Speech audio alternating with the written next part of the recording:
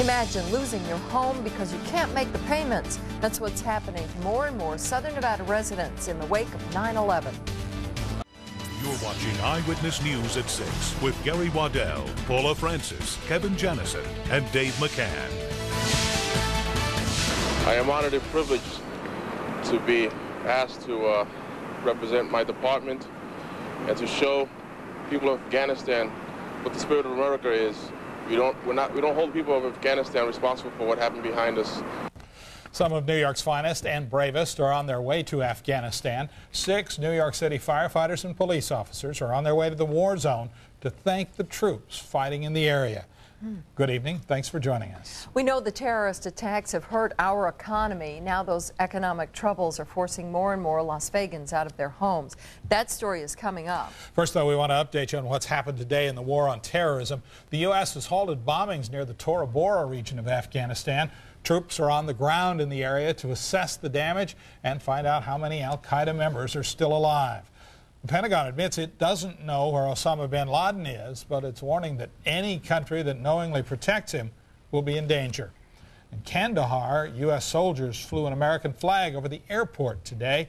The flag once flew over the World Trade Center, has the names of many of the September 11th victims written on it.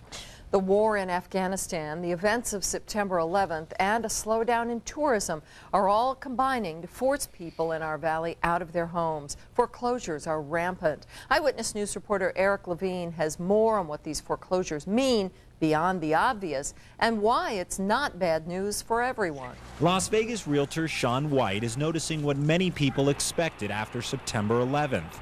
The number of foreclosed homes in the valley is rising. The list that we have as far as the inventory of repossessed properties has grown. Of course, behind the numbers and the homes are real people and real stories.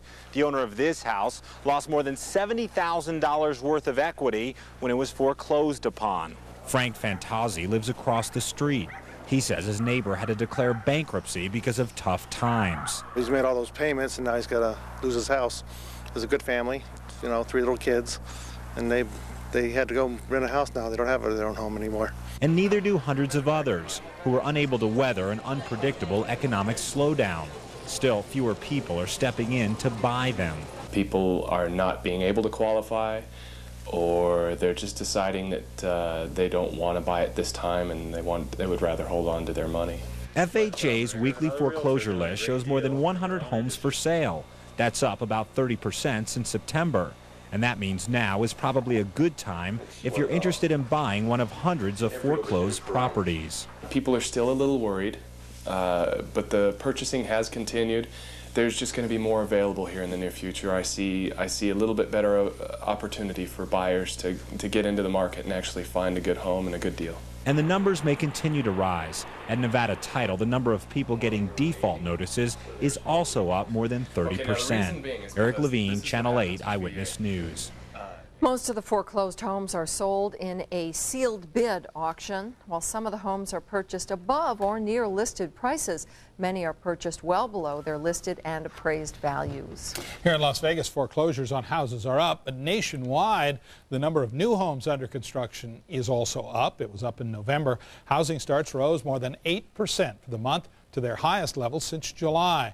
Experts say builders bet that low mortgage rates would continue to attract buyers.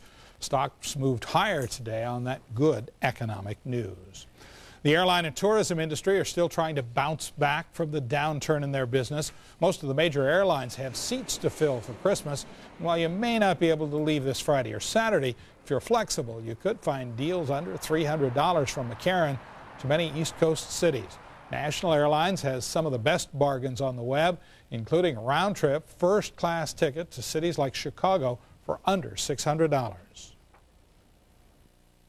I consider that our first-class product is better than any other domestic first-class product out there, and so now's the time if you want to try it. This is the most affordable you'll probably ever see it.